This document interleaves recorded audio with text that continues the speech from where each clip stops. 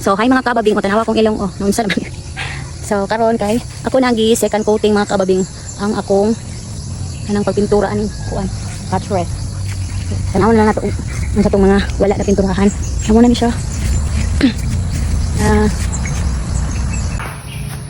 So ato na lang i-retouch ang mga wala na pinturahan. Temporary sa namog set up diri mga kababing kay amo pang retouch ni mga kababing. So mga kababing, manakog pintura for today's video. So ayan, nakapintura-pintura yung mga ano ko niya. Kita niyan.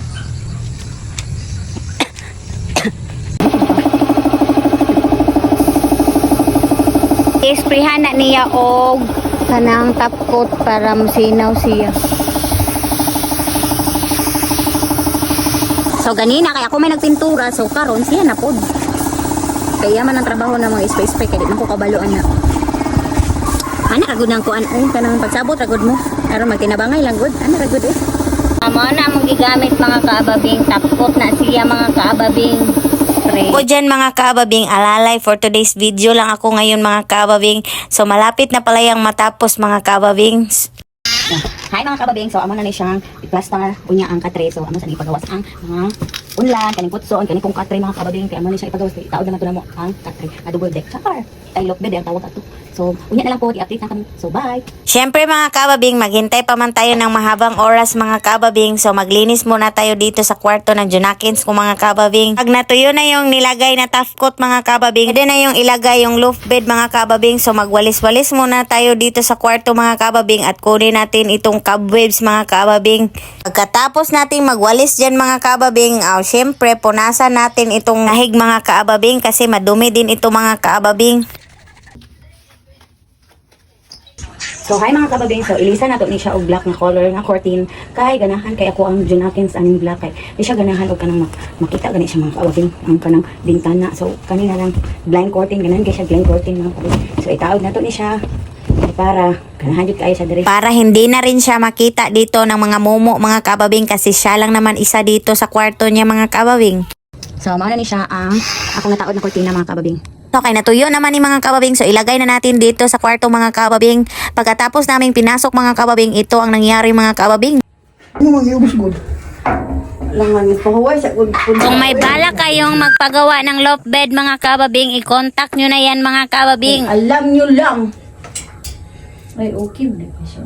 Medyo hindi ako nahihirapan yan mga kababing, char lang. So mahirap pala mga kababing no na maging pusti ka mga kababing. Sobrang bigat ng dinadala kong problema mga kababing. Huy! Idot lang daw, idot. Idot rin, idot. Alsa daw, alsa pa. Idot. Idot naman. Kita ang bangag idot. Okay. Awan dito bangag na, awan dito. Awan, asay kulang. Dili gamay pa. Idot, no? Sa, na. Kani okay na niya. Idot na, nakita na bangag? O, kung isa. Tanawa sa daw. Kilakan sa to. Tanawa daw. Pinanoy. Abi na kog okay na mga kababing pero dili day okay. Sabi. Ay, isa. Ay, okay, ubos. Uy. Wala man ko nakita ang bangag. Ay, wala na si dito ba? Isa. Ako lang. Boy, isa. Ay, boy. Alsa. Sulong na naman.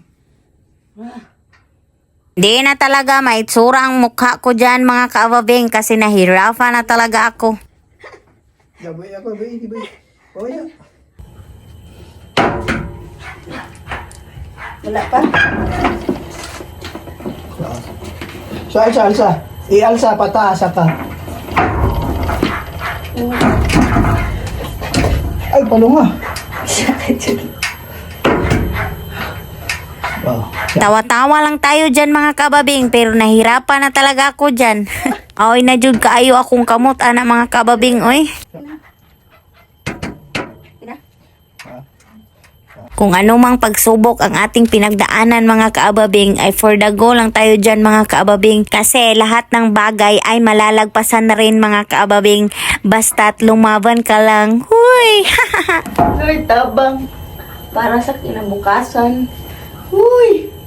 Dili lalim mga kaababeng. Imuon kag puste. Oops. Oops.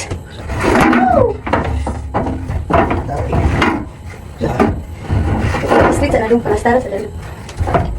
Siya, sige mo. Sabit na mo. Iyan sa'yo mo. Up. Balik siya ako. Na makuha kay. Na makuha kay nakuha diri oh. Diri oh. Na. Iyan. Ay, yatas mo dito. Makaya. Siya. Ay, siya. Dito ka sulod. Sulong dito. Diri sa sulod. Ay, yatas dahil. Saan talaga ka mga kababing, may kabubuhan talaga tayo mga kababing. Pero ayan mga kababing, napasok na mga kababing kasi nagdali-dali man gud mi anak mga kababing. So karon mi ana ra day ang posisyon nga tama mga kababing.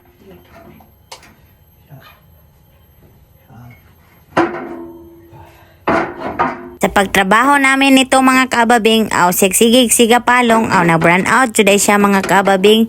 Supporting iga nga mga kababing. Kaya lang pwede dito. Kaya mo na po ito ibunal dito.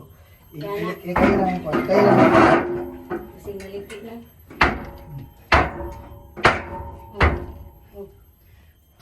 Kailangan magud ni siya isulod din mga kababing oh. Ya, ni brand out pa jud. So wa tay mabuhat. So for the goal ta sa tong goal. So guys, dili kali magtaod mga kababing no. Sino? Kuha mo.